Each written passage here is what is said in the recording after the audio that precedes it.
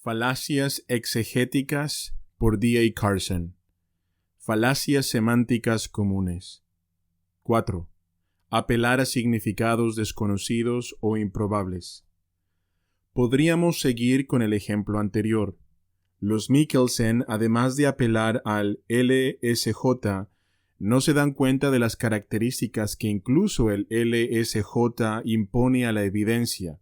Los Mikkelsen resaltan la idea de que cabeza de un río es la fuente del río, pero en esos casos se citan en el LSJ la palabra que está en plural, kefalai.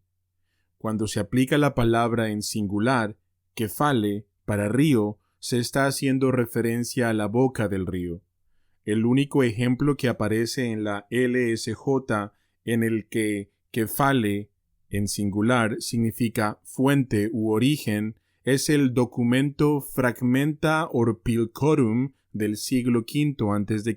o anterior, que es un texto incierto y que ha sufrido más de una traducción.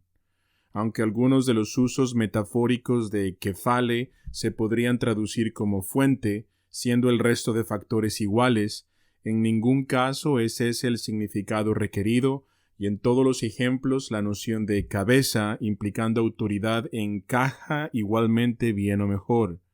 El léxico relevante está lleno de ejemplos, todos procedentes de antiguos textos en los que kefale tiene la connotación de autoridad. El argumento de los Mikkelsen y de muchos otros que siguen su misma línea de pensamiento probablemente depende de un artículo de S. B. Dale, pero el hecho es que cualquiera que sea la dependencia, los Mikkelsen están intentando apelar a un significado desconocido o improbable. Desde luego hay algunas razones exegéticas por las cuales tal significado no encajaría en el contexto de 1 de Corintios 11, del 2 al 17. Hay muchos ejemplos de esta cuarta falacia. Algunos proceden de una escasa investigación, quizá por depender de los demás sin comprobar directamente las fuentes. Otros proceden del deseo de hacer que funcione una cierta interpretación, por lo que el intérprete abandona la imparcialidad. En algunos ejemplos, un significado intrínsecamente improbable o mal atestiguado recibe una defensa detallada y puede que incluso se enraicen en la Iglesia. Por ejemplo, aunque nada menos que un estudio de Pablo como C. E. B. Cranfield ha argumentado que nomos a veces no significa ley mosaica o pacto de ley mosaica, sino legalismo, por ejemplo en Romanos 3:21. El hecho es que la principal defensa de esta posición no es una evidencia lingüística rigurosa, sino la adopción de una cierta estructura de relaciones entre el Antiguo Testamento y el Nuevo. De forma similar, Walter C. Kaiser Jr. ha argumentado más de una vez que nomos en 1 de Corintios 13, 34 y 35 se refiere no a la ley mosaica sino a la interpretación rabínica, las reglas rabínicas que Pablo ha llegado a rechazar. A las mujeres no se les permitía hablar, sino que debían permanecer sumisas, como dice el nomos. El Antiguo Testamento no dice esto, argumenta Kaiser, así que Pablo debe estar refiriéndose a las reglas rabínicas. Después, en el versículo 36, Pablo da su propia respuesta. ¿Acaso ha salido de vosotros la palabra de Dios? ¿O solo a vosotros hombres, monos, no mujeres, monas, ha llegado?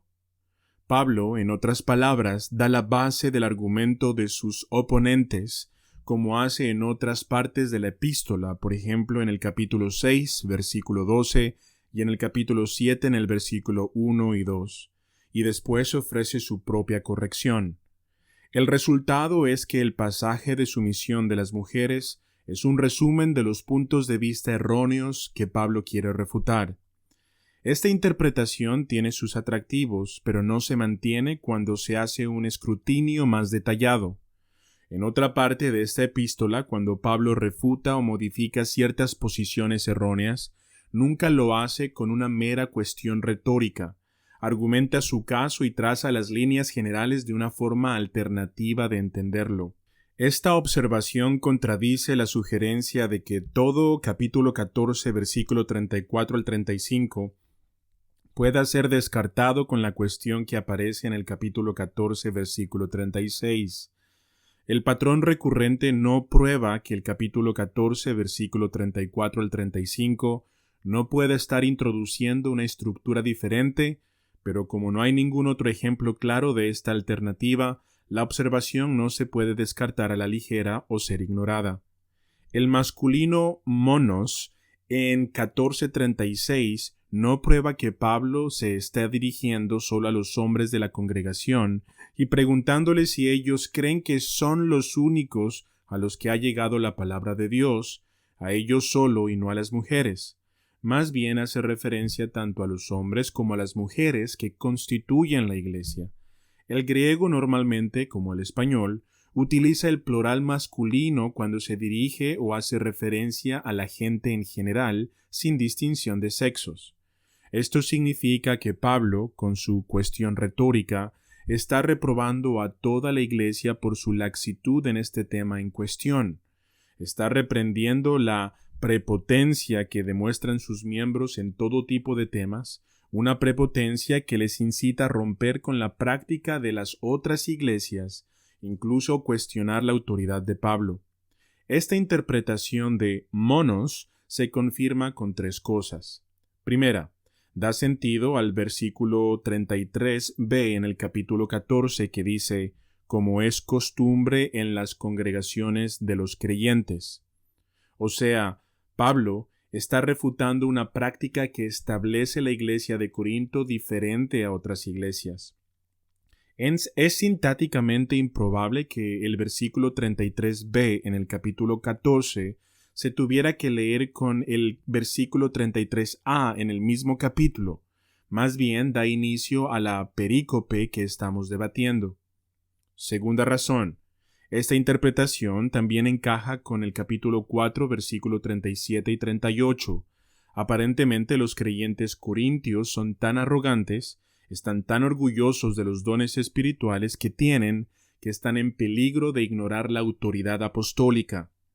¿Creen que son los únicos que tienen dones proféticos? Los que tienen dones espirituales reales reconocen que lo que Pablo escribe es un mandato del Señor. Por tanto, el contraste con el versículo 36, que continúa en los versículos 37 y 38, no está entre los hombres y las mujeres creyentes de Corinto, sino entre los creyentes corintos, hombres y mujeres, que se colocan por encima de las demás iglesias, conforme al versículo 33b, y por encima de la autoridad apostólica, relevante para el versículo 37 y 38.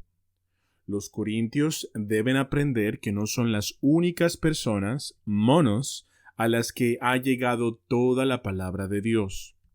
La tercera razón es que esta interpretación queda confirmada por otros pasajes de esta epístola, donde se construye el mismo tipo de argumento. Para eso puedes ver especialmente el capítulo 7, versículo 40b, y el capítulo 11, versículo 16. Si el versículo 36 no es un rechazo de la tradición rabínica, entonces nomos, como lo establece la ley en el versículo 34, no puede referirse a esta tradición. Así llegamos al verdadero centro de la falacia que estamos tratando. Como hasta cierto punto nomos puede ser un equivalente griego aproximado de Torá, y Torá puede en un sentido rabínico abarcar las escrituras tanto en su tradición oral como escrita, se podría entender que a priori nomos en el versículo 34 de esta manera. Pero lo cierto es que Pablo nunca utiliza nomos de esta manera en ningún otro sitio, aunque es una palabra muy común en sus escritos, y por lo tanto la interpretación que ofrece Kaiser de este pasaje, además de los otros puntos débiles que tiene, le hace formar parte de esta cuarta falacia. Sería apelar a un significado improbable de esta palabra en Pablo, dado el uso que él hace de ella. El único momento en el que se justifica apelar a algo improbable es cuando otras interpretaciones del pasaje son tan improbables exegéticamente que nos vemos obligados a ofrecer una hipótesis más fresca. pero cuando esto ocurra será necesario admitir lo provisional y lingüísticamente incierta que es realmente esa teoría. Sin embargo, en este caso no es necesario tal procedimiento como último recurso. Este pasaje se puede y ha sido explicado adecuadamente en su contexto.